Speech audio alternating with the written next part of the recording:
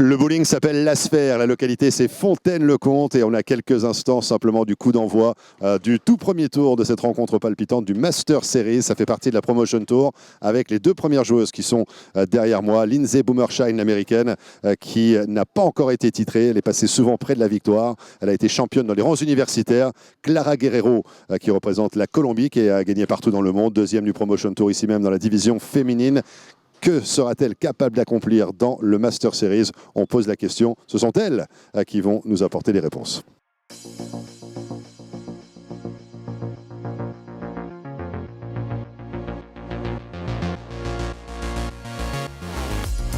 Voici le tableau du Master avec en première position l'Allemande Denise Grened et le match qui nous intéresse aujourd'hui, c'est le premier tour entre l'Américaine Lindsay Boomershine et la Colombienne Clara Guerrero. Comme d'habitude, je ne vous les présente plus, nous retrouvons au bord des pistes nos deux commentateurs. À vous messieurs. Mesdames et messieurs, le plaisir de vous retrouver une nouvelle fois ici du côté du bowling La Sphère à Fontaine-le-Comte, la 13e édition de la Bowling Promotion Tour, format Step Ladder. On commence à bien connaître évidemment, cette fois-ci on part du côté du Master Series et on prend les mêmes, on recommence, façon de parler, on va vous expliquer tout ça dans quelques instants puisque ce premier match, le match du premier tour va opposer la Colombienne Clara Guerrero à l'Américaine Lindsay Boomershine qui est actuellement sur le point de libérer sa toute première boule. Le temps pour nous d'accueillir Bruno Bidon, ancien joueur de l'équipe de France, premier joueur français à avoir évolué en PBA. Bruno, bonjour et on démarre avec un strike. Oui Marc, on est démarré vraiment très très fort. Merci de m'accueillir. Ici, on est très heureux, bien sûr, de vous présenter du bowling de haut niveau. Et là, on a du très très haut niveau sur ce master entre Clara Guerrero, la joueuse professionnelle colombienne, et l'américaine Lindsay Boomershine. Et c'est parti effectivement sur les chapeaux de roue avec un strike. Un strike du côté donc de Boomershine. Alors c'est un match retour d'une rencontre qu'on avait vécu précédemment du côté de la division femmes de ce Promotion Tour. Tout à l'heure, ça avait été effectivement Clara Guerrero qui avait gagné le match. Est-ce que Boomershine va pouvoir aller jusqu'au V de la victoire? Et elle démarre avec un strike également du côté de Clara Guerrero, la colombienne. On rend du tac au tac. Strike d'un côté, strike de l'autre. C'est vrai que c'est la revanche de la division féminine. Donc bon, Lindsay avait perdu. Est-ce que ça va se répéter deux fois? Ça, c'est possible, mais sur cette partie, peut-être qu'il va y avoir un changement parce que Clara a quand même fait 3 matchs supplémentaires. Donc est-ce qu'elle va être un petit peu émoussée? On va voir ça sur les prochaines frames. Clara qui a le privilège de poursuivre effectivement, elle a réalisé le premier strike sur la première frame et elle va entamer donc la deuxième frame ici, piste 5.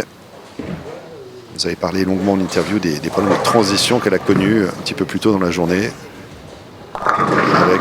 Oh, le messager, Marc, c'est un messager qui est mort en fait parce qu'il n'a pas touché la quille 10, c'était la quille 1 qui est partie sur le kickback à gauche et qui a voyagé, c'est pour ça qu'on appelle ça un messager, et qui malheureusement est tombé dans la riole. Et la quille 10, qui est toujours cette quille rebelle. On la voit souvent, vous le savez au bowling, les droitiers c'est la quille 10, les gauchers la quille 7. Et ce type de joueur ou ce type de joueuse à haut niveau laisse souvent la 7 ou la 10. Sinon c'est strike. Quelquefois une petite erreur, un split par-ci par-là, mais en général ce sont des machines à strike. Espère. Voilà le compteur qui... on a ouvert le compteur pour Guerrero, strike, spare sur les deux premières frames. Et Boomershine maintenant qui va enchaîner 2 frames de manière consécutive. Oui, parce qu'on est sur un système en individuel, donc la première joueuse joue la première frame, puis la joueuse numéro 2 la frame 1 et 2, et puis on enchaîne ainsi de suite jusqu'à la fin du match. C'est un format assez agréable d'ailleurs à suivre en télé. Ça permet aussi de créer une dynamique pour le joueur qui joue en 2, puisqu'il finit le match. Et Lindsay qui a fait laisser un horrible split, le 7-10 Marc. Ah oui, 7-10, ça fait mal. Et là, finalement, le 10 est tombé. Il reste le 7. Alors, pour une droitière ou un droitier, c'est quand même assez rare. C'est assez rare, ouais. On laisse plutôt la 10. Et finalement, la piste 7, elle va traverser la piste. Normalement, elle devrait jouer à droite de la piste avec un peu d'effet. Mais là, je crois qu'elle a pris la boule de spare. Elle va jouer tout droit. Ouais, c'est ça, je crois.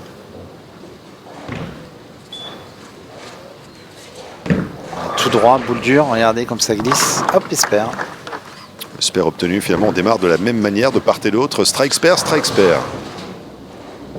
Par contre Boomershine va pouvoir poursuivre, nous l'expliquions, puisque la première joueuse ne joue que la première frame, et là 2 frames de manière consécutive, 30 partout, Alors l'originalité, entre autres, de ce tournoi Master Series, c'est qu'on a aussi, Bruno, bien, les hommes qui se mélangent aux femmes. Oui, c'est la particularité du Master, c'est mixte. Et les femmes, pour info, ont 8 quilles de bonus, 8 quilles d'handicap. On dit, moi je préfère dire 8 quilles de bonus par partie. Donc là, elles y sont pas, puisque ce sont 2 femmes qui jouent ensemble, on va pas leur mettre 8 quilles chacune. Mais dès qu'elles vont jouer contre un homme, elles auront 8 quilles d'handicap et ça peut avoir une incidence. On le verra certainement dans un avenir très très proche. Boomershine, voilà, qui retrouve le strike sur cette 3e frame. Elle a mis une belle boule, Lindsay. Assez tendue, une trajectoire assez tendue, Lindsay. Une boule qui tape bien dans les quilles, une bonne pin action, comme on dit en anglais. Bon brassage des quilles pour Lindsay. Et Clara, elle va devoir répondre, Marc, tout de suite. Il ne faut pas laisser partir la joueuse américaine. Et il va falloir qu'elle fasse un strike également. C'est vrai qu'elle a enchaîné les matchs tout au long de la journée. Ça a été une longue journée au bureau pour Clara Guerrero. Elle a démarré de bonne heure par équipe. Elle a poursuivi en individuel division femmes et elle poursuit là encore dans le Master Series. Et c'est la 10. Et oui, Marc, la 10, une nouvelle fois. Alors c'est sûr, quand vous jouez à haut niveau, vous enchaînez des parties et puis il y a des fois comme ça où vous faites beaucoup moins de strikes que d'habitude, vous laissez souvent des quilles de coin. Et à ce petit jeu-là, il y a quelquefois des joueurs qui s'énervent, qui ont tendance à s'énerver et donc ils ratent l'espère derrière. Et les joueurs qui ont le plus de self-control ne ratent pas la quille. Et il faut de la régularité dans ce sport et de l'abnégation. Il faut être vraiment toujours positif. Voilà, pas de problème pour le spare, pour le coup. Guerrero, strike, spare. Avec une opportunité sur la piste 5 qui, me semble-t-il, est celle qu'elle préfère des deux. Ouais. Alors un petit point sur le huilage, on évolue sur un 42 pieds, un huilage relativement facile pour des joueurs ou joueuses professionnelles. Il n'a pas vraiment de piège, c'est un bloc comme on dit, il y a beaucoup d'huile au centre, très peu au beurre. Et en fait on va chercher la partie sèche qui est plutôt au bord de la piste, au niveau du point de cassure, Marc, c'est-à-dire sur les 15 derniers pieds de la piste, c'est environ les 7-8 derniers mètres. Et c'est là que tout se passe, et la boule prend de l'effet, elle prend un angle suffisant pour faire arriver dans la poche avec l'angle nécessaire pour faire strike. On parlait exactement de ça, mais malheureusement la 10 reste debout encore, et toujours pour Clara Guerrero. Eh oui, elle laisse beaucoup la 10, Clara. Alors sur le premier round, en fait, le premier stage, la première étape, si vous voulez, à Dinan, elle a très très bien joué, ainsi qu'à Angers, elle a même mieux joué à Angers. Elle a eu un petit peu plus de mal ici à Poitiers pendant les qualifs. Et ça se vérifie un petit peu en finale télé, puisque malheureusement pour elle, elle a perdu la division féminine. Et là, elle est un petit peu moins bien partie que Lindsay. On le rappelle, Marc, on avait dit, mais Lindsay n'a jamais battu en finale télé Clara Guerrero. Alors est-ce que c'est la première fois que ça va arriver? On va voir. Ouais, c'est vrai que tout à l'heure, elle était passée pas très loin, mais elle n'a pas pu aller jusqu'à la victoire. Très émue d'ailleurs, Lindsay Boomershine.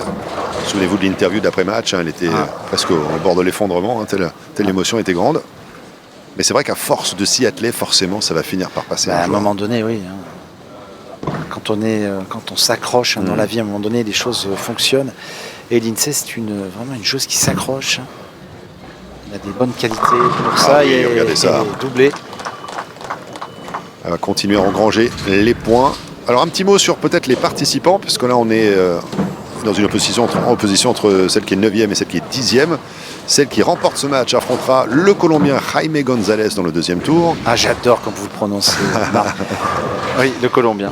Le 3e tour, Liz Johnson est à temps de pied ferme de connaître l'identité donc du vainqueur du 2e tour, Jaime González face au vainqueur de cette rencontre. Et un petit peu plus loin, on retrouvera le Français Gwendal Joliffe. Oui. On a un Français en lice dans ce Master Series. Vraiment, Gwendal, c'est la surprise du Master. Personne n'aurait parié une petite pièce, comme on dit, sur lui, mais il est bien là, il est 5e. Et je peux vous dire qu'on pourrait assister à vraiment une surprise. On va voir.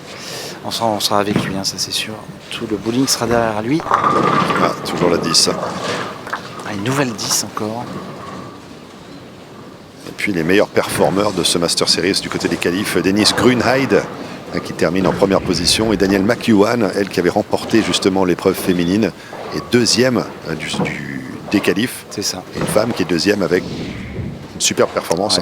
Et surtout... la seule à avoir fait 300. Tout à fait. Alors non, il y a eu 2-300, mais malheureusement notre Français Kenny Bio a fait 2-300 consécutifs en plus sur la première étape. Mais malheureusement, ça n'a pas suffi. C'est vrai. 14e et il n'est pas C'est ça, il dans est le pas cut. dans le... C'est ça. Alors Lindsay, pas de souci, un petit spare.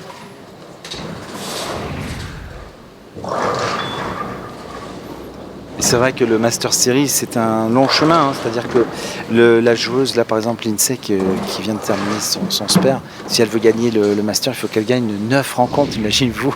C'est 9 matchs. Alors que Dennis Grunet, lui, il est tranquille. Soit il gagne d'un coup, et c'est bon, soit s'il perd la première partie, il aura le droit à une belle, excusez-moi, et donc il peut jouer son Master sur 2 parties. Ouais, c'est un avantage. Un sacré avantage pour... Ah, il y avait qu'à être tête de série numéro 1 aussi, Bruno. Eh oui. Ah, le strike. Superbe strike pour Guerrero. C'est un petit, oui, excusez. Oui, c'est un petit peu le travail, on va dire, effectué sur les 3 étapes, sur les 18 lignes de qualification qui payent. L'Allemand a été beaucoup plus régulier que ses opposants et c'est vrai que ça vaut le coup de se battre pour être en top seed, comme on dit, en première position. Et Daniel McEwen est quand même deuxième, ainsi que le podium, c'est Jack Blythe qui complète. Et on a aussi le sympathique américain Matthew McNeil, qui est quand même solidement installé à 4e place. Donc je peux vous dire que les derniers matchs vont être quand même d'un niveau assez impressionnant. Assez élevé, en effet. Ouais. C'est vrai qu'on notera du côté de Grunheid qu'il a une vraie longueur d'avance. Ouais. Autant autour des 230 en moyenne, on a McEwen, Blythe, McNeil. Et Joliffe même, alors que Grunheid est à 238, c'est énorme. Plus de moyenne, hein. C'est colossal. Ouais, c'est énorme. Allez, Guerrero, pour aller chercher. Aïe, c'est la 7. Et une nouvelle quille marque, une nouvelle quille sur le pin deck. Donc elle a réglé le problème du 10, mais par contre, ça s'est un petit peu transféré vers le 7. Mais bon, Clara est une joueuse qui est une métronome, elle ne s'énerve pas. D'ailleurs, je l'ai vu pendant les qualifs, elle n'était pas très bien, elle a vraiment enchaîné, elle a fait beaucoup de spares en fait, ce qui lui a permis de rester dedans parce qu'elle est vraiment qualifiée in extremis, elle est 9e et elle aurait craqué mentalement, elle ne serait même pas dedans. Donc c'est quand même une joueuse qui a des qualités et des ressources morales importantes. Et là, elle court quand même après le score, mais moi je pense qu'elle n'a pas dit son dernier mot.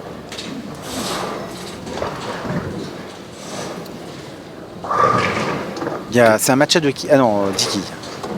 Une dizaine de quilles de retard pour Lindsay. Lindsay qui va démarrer la frame numéro 6. Ah non, excusez-moi Marc, non, il y a une quille d'écart, c'est tout. Parce que Lindsay n'avait pas joué la frame 6. Non, c'est un match très serré, il y a une quille d'écart. Tout est encore possible. Alors qu'elle a quand même 3 strikes à son compteur, Boomershine. De 3, on passe à 4. Évidemment, l'important c'est de les faire de manière consécutive. Et pourquoi pas d'essayer d'en faire un, surtout sur la 9e frame, Bruno. Et tout à fait, la Foundation Frame, Marc, la frame qui constitue vraiment la victoire. Car on peut tripler à la 10, vous le savez, et strike à la 9 plus tripler à la 10, ça vous fait 60 points possibles. C'est beaucoup, 60 points en fin de match comme ça. Ça peut faire la différence, en effet. Alors, frame 7, Lindsay a besoin de striker. Là, il lui faut se doubler. Elle a du mal aussi, à l'image de Clara Guerrero, de doubler. Alors je vous dis, les pistes, on est un petit peu en fin de journée avec le huilage qui transfère un peu. Ça finit moins bien qu'en début de matinée, si vous voulez. Et c'est vrai qu'à ce petit jeu-là, si vous êtes capable de ralentir un peu votre vitesse de boule, vous allez avoir plus de marge. Et pour le moment, les deux joueuses ont une vitesse assez constante. La Lindsay un petit peu baissée, elle est quasiment à 24 km/h et ça fait strike. Vous avez vu Clara, en ce qui concerne les vitesses enregistrées également, tout à l'heure on avait cette problématique lorsqu'on avait des matchs de la division féminine, elle démarrait à 27-28 km/h, puis elle a réduit à 23-24. Là il semblerait qu'elle ait réintensifié un petit peu l'engagement à 27. Et pour le moment ça paye pas, parce qu'elle a fait que 2 strikes, elle a fait beaucoup de 9.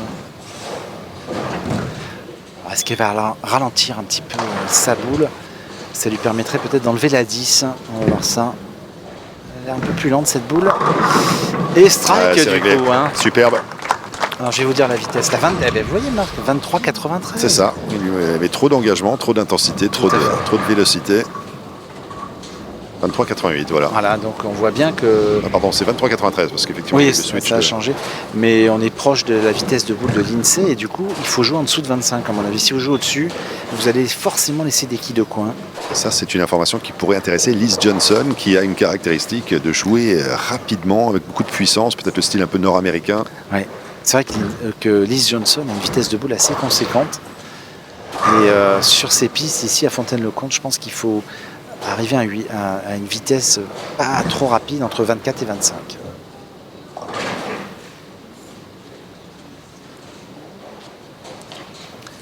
Frame 8. Superbe. Très bon strike de Clara Guerrero.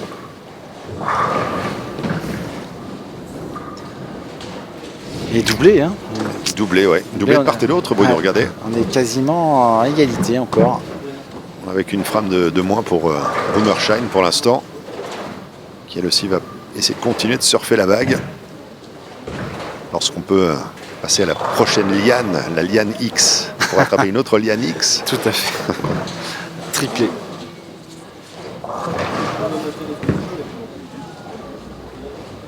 Oh, la 10, la 10. Ah, c'est un gros. Elle est passée, magnifique. Alors celui-là, je me demande comment elle est tombée, Marc. Parce que j'ai vu la quille vaciller. Ah oui. Et ce qui est très bizarre, c'est qu'elle est tombée de l'arrière vers l'avant. Exactement. Alors comme s'il y avait un petit courant d'air d'ailleurs. C'est vrai, comme si tout le monde soufflait en même temps du côté du public. Je pense que l'arbitre a vu qu'il va falloir recycler car le strike est valable bien sûr, mais il est tombé assez tard et la machine a requillé, n'a pas compris. Ah oui. Il n'a pas compris ce qui s'est passé. C'est vrai. On ne peut pas en vouloir à la machine. Ah non. Elle est programmée pour ça. Ah, tout à fait. Et nous, elle nous a vraiment surpris, l'INSEE. Mais vous avez vu l'INSEE? Elle bronche pas. Elle n'a pas fait un gros sourire. C'est vrai. Si là, elle a l'air détendue quand même. Un petit peu plus. Elle attend le moment. Ça y est, le X a été intégré sur le triple tableau. X, ça y est, Marc. On y est. On y est. Et voilà, le petit re-rack sur la piste 6. Sur la piste 6, ouais. Et on va pouvoir repartir sur la frame 9. On arrive en fin de match, Marc. Et une nouvelle fois, un match très intéressant parce que là, je ne peux pas vous dire qui va gagner encore. Ah, alors là, écoutez, si on a la frame 9 et que Bruno Bidon je peux pas ne peut pas nous donner son favori, son pronostic. C'est très serré en fait. Là, je veux dire, il faut enregistrer cette émission et la regarder plusieurs fois parce que d'habitude, Bruno, dès la troisième frame, vous avez déjà l'identité du vainqueur. Mais là, je peux pas vous dire. Bon, écoutez, on n'a plus qu'à regarder le spectacle. Il ne faut pas qu'elle craque mentalement. L'INSEE, elle a le match en main. Parce qu'elle va continuer sa série. En même temps, souvent, lorsqu'elle craque, c'est plutôt dans les phases finales, quand on est demi-finale, voire la finale. C'est pas dans des phases où on est premier tour, deuxième tour. C'est ça. Elle les aborde pas tout à fait psychologiquement de la même manière. J'ai l'impression. Hein. Tout à fait. Mais peut-être qu'elle se met une pression seule, en fait, si vous voulez. Comme dès qu'elle joue contre des joueuses qui sont meilleures qu'elle, elle se dit, oh, je ne gagnerai pas. Ou... C'est peut-être ça, en fait. Hein, on ne sait pas trop. Mais là, elle n'a pas fait ce quadruplé qui aurait pu lui permettre vraiment de se détacher. Et vous allez voir, par contre, à mon avis, Clara va pas s'empêcher à faire le triplé. Hein. Ça, c'est sûr qu'elle va y aller. Elle va revenir dans le match. Allez, le spare, verrouillé, mais qui malheureusement met fin à sa belle séquence. Tout à fait. On va faire un petit point score pour l'INSEE. Alors, l'INSEE... 198. Hein. Ouais, ça lui fait 238 à fond, score max. Et malheureusement pour elle, Clara Guerrero... 168, 228. Alors c'est encore jouable hein, pour l'INSEE, il n'y a pas de problème. Match relativement serré, Marc. La Foundation Frame pour Clara Guerrero. Oh là oui, là, alors ça c'est ce qu'on appelle une belle fondation. Elle fait le triplé en plus, hein, Clara Guerrero. Ça va être plus dur. Et elle va terminer le match. Et vous voyez, c'est ça l'aspect mental. C'est-à-dire que si elle met la pression à la joueuse américaine, elle met triplé, elle termine à 228, et bien l'américaine a la pression parce qu'il lui faut 2 strikes une nouvelle fois. C'est le même scénario que lors du match des individuelles femmes. C'est quand même fou. Bon, encore faut-il que Clara double.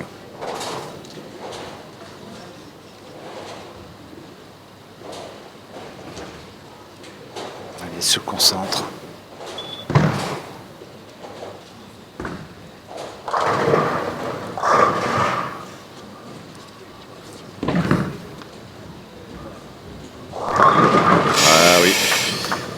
Et une nouvelle 10. Nouvelle 10, donc là bien le score max descend au fur et à mesure, donc 216 maintenant. 216, ça veut dire qu'en fait l'INSEE a besoin simplement d'un spare maintenant pour gagner. Elle est en position beaucoup plus confortable hein, que tout à l'heure. Ouais, ça casse un petit peu l'envol hein, de Guerrero. Le spare. Voilà, pas de problème. Le spare est obtenu. Et une 10e frame, la dernière boule de Clara Guerrero pour terminer à 217.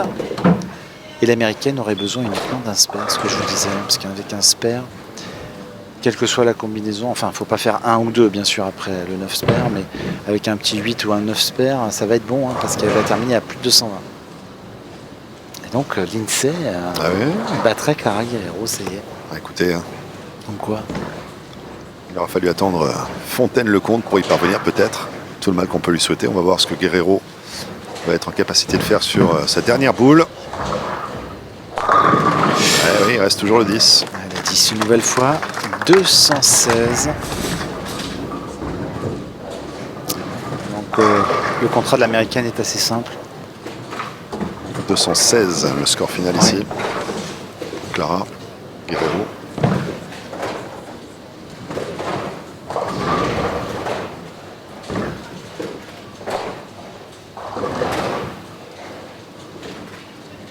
Donc là, il faut un spare minimum, pas de split sur cette frame numéro 10.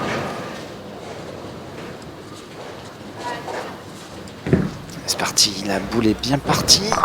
Et strike! Oh, le strike! Ça y est, c'est fait, Lindsay. Le moment où il lui fallait ce strike. Ah ouais, et alors c'est bizarre, j'ai l'impression qu'elle a compris, mais... Ouais, elle a compris, elle est un peu gênée d'avoir battu Clara, c'est très étrange comme réaction. En tout cas, elle est très dans la retenue. C'est vrai qu'elle a peut-être tant attendu ce moment, Bruno. Il a fallu tant de temps pour y parvenir. Elle se dit c'est pas possible, je suis passé du rêve à la réalité, de la théorie à la pratique. C'est chose faite désormais. Ah oui, de toute façon, vous lui poserez la question, mais sauf erreur de ma part, elle n'a jamais battu Clara Guerrero en finale télé. Sur les parties qualificatives, c'est déjà arrivé. Bien sûr. En finale télé, je crois que c'est jamais arrivé. Et ça serait une première pour elle.